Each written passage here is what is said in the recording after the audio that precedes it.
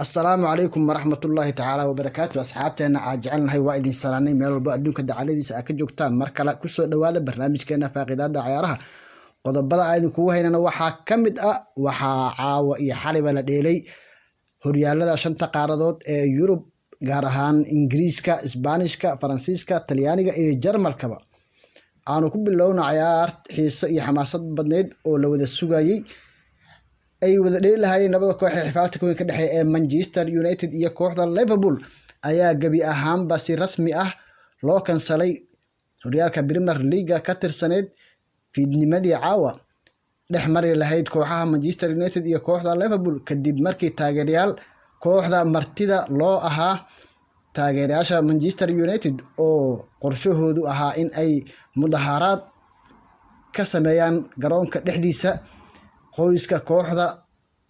iskale ee reer Galasar family ayaana mudaharaadka ay sabab uga dhigeen taageerayaasha kooxda Manchester United ugu horeynba jamaahirta kooxda Manchester United ayaa maalintii Sabtida ahayd ee shalay waxa ay Lori Hotel ay xidigaha kooxda Manchester United ku tababarato ay ka subiyeen abaabul mudaharaad oo aad u weyn mar kale taageerayaasha gadoodsan ayaa galay gudaha garoonka Old Trafford jamaahirta lagu qiyaasay 2,000 oo qof ayaa dhex istaagay Old Trafford iyaga oo halkaas caradooda ku muujiyay ka hor inta aysan dareerin taageerayaasha ayaa aaminsan in qoyska Galasar ay yihiin kuwa kooxda dhigay heer ka hooseeyo heerkii ay kooxda United ahaan jirtay isla markaana ay isku sabab u yihiin in ay shanta kooxda Manchester United ay gabi ahaanba 10 sano ama 7 sano ama 8 sano ugu dambeysay aysan si toos ah ugu tartamin koobabka ay u tartamaysay wali waxaan si rasmi ah loo shaacinin waqtiga iyo maalinta rasmiga ah ee dib loogu dhigayo kulankii dhex mari lahaa kooxaha Liverpool iyo kooxda Manchester United oo ciyaartooda ay maanta baaqatay dhanka kale kooxda Arsenal ayaa garaacday kooxda Newcastle oo ku soo laabatay wadada guusha kadib markii isbuucii hore 1-0 ay uga badisay kooxda Arsenal kooxda Everton haddaba kooxda Arsenal ayaa waxa ay gaartay guul ay u qalantay iyaga oo garaacay kooxda Newcastle United kulan dhinac kaliya ahaa Arsenal ayaa si dardar leh ku bilaabatay ciyaarta iyaga oo doonayay in ay Newcastle kaga naxsadaan gool furitaan ah xilli ay kooxda Newcastle difaacanaysay goolkeeda daqiiqadii shanaad ay Arsenal dhalisay gool 1-0 waxaana u dhaliyay xidiga Mohamed El Neni kaas oo hogaanka waqti hore u dhiibay kooxdiisa kana dhigay ciyaarta 1-0 Arsenal ayaa sii wadatay dadaalka ay ku doonaysay in ay Newcastle ka badiso waxaa sidaasi ku dhamaatay qaybtii hore oo ciyaarta oo Arsenal ay ku marisay kooxda Newcastle United 1-0 qaybtii labaad ee ciyaarta ay Arsenal waxa ay halkii ka sii waday dadaalkeeda daqiiqadii 66aadna waxa Arsenal gool u dhaliyay ciyaaryahanka kabtanka u ah ee Aubameyang kaas oo asiga laftiisa waayahan wax goolintiisa aysan sidii hore ahayn tan iyo markii uu saxiixay heshiiska cusub sidaas darteedna ay kooxda Arsenal maanta ay ku badisay ciyaartii ka dhacday garoonka Newcastle 2-0 kooxda Arsenal ayaa waxay ku soo laabatay wadadii guusha waxa kale oo ciyaar xiiso leh wada dheelay kooxaha Tottenham iyo kooxda Sheffield United dhanka kale kooxda Tottenham iyo waxa wada ciyaaray kooxaha Sheffield United ciyaartaas oo ku dhamaatay 4-0 kooxda Tottenham oo garoonkeeda lagu dheelayay ayaa waxa ay burburisay kooxda Sheffield United oo ah kooxda ugu hooseysa horyaalka Premier League xilli ciyaareedkan si kastaba haatee ciyaaryahanka Gareth Bale ayaa 3 gool ka dhaliyay ciyaarta halka goolka afraadna uu dhaliyay ciyaaryahan Harry Kane Tottenham oo macalinkeedii Jose Mourinho raacdaysay ayaa waxay ku soo laabatay wadada guusha iyadoo labadii kulan ee ugu dambeysay ay ciyaartay horyaalka Premier League wada badisay kooxda Tottenham Gareth Bale oo la celin layahay iyo wacdarihii uu ka dhigi jiray kooxda Tottenham oo dib loo wada xasuustay dhanka kale kooxda Barcelona ayaa ayadana ku soo laabatay wadada guusha kadib si lama filaan ah markii kulankii hore looga badiyay kooxda Barcelona ayaa waxa ay booqatay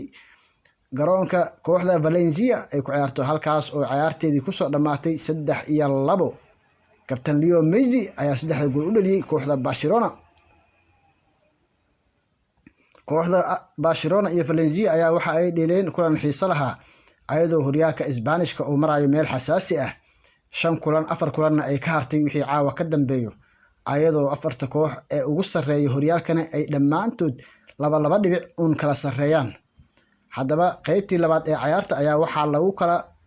maray eber iyo eber. Barca ayaa ku sareysay maamulka kubadda balse degsiimo ayaa ka helaysay kubadda ay ka dhisayeen difaaca. Valencia waxay ay ku tiirsanaayeen kubadaha rogaal celiska ah balse halis gelin muuqata ma aysan sameynin halka ay ku wacnaayeen ku dhiirashada. qaybta labaad bilowgii Valencia fursad xaqiiqo ah laga badbaadiyay oo goolhayaha Barca ayaa u diiday balse kubad koorno laga soo qaaday ayaa goolka dhaliyeen daqiiqadii 50aad. Barcelona oo niyad kama aysan qaadin waxa ayna heleen rigoore kadib markii daafaca Valencia uu kubad gacanta ku taabtay waxaana laaday Messi balse waxaa laga qabtay daqiiqadii 57aad xilli. hase yeeshee daqiiqadii 57aad Leo Messi ayaa gool u bedelay. kadib goolkaas kubadda waxa ay ka dhammaan weysay agagaarka goolka Valencia waxaana loo raaciyay gool labaad daqiiqadii 63aad waxaana saxiixay Antonio Griezmann. Valencia waxa uu adkaa in ay kubadda horay u jiidaan waxaana ka dhacay khaladaad ilaa lagu keenay goolka saddexaad oo cajiib ahaa waxaana free kick uu dhaliyay Leo Messi daqiiqadii 69aad. si waliba ay ahaato Valencia ayaa dib iskaga soo guday 2 gool oo goolashaas ka mid ah. ciyaartiina waxa ay ku soo dhamaatay 2-3 ay guusha ku raacday kooxda Valencia. haddaba waxaan eegi doonaa ayadoo kooxda Real Madrid ay xalay badisay kooxda kale ee Atletico Madridna ay habeenkii ka soo horeeyay badisay ilaa ay hadda wax iska bedelay malahan. horyaalka Isbaanishkana waxaa ka dhiman 4 kulan. afarta koox ee u sareyso oo Sevilla ciyaarteeda la sugi doonane waxay kala sareeyaan kaliix 4 dhibcood. haddaba wixii ra'yi iyo tusaale ah waxaad nagula wadaagi kartiin qaybta hoose ee commentiga. haddii aad nagu cusubtayna waxaan kaa codsanaynaa in aad subscribe noo saartid gambaleelkan aad furatid si aad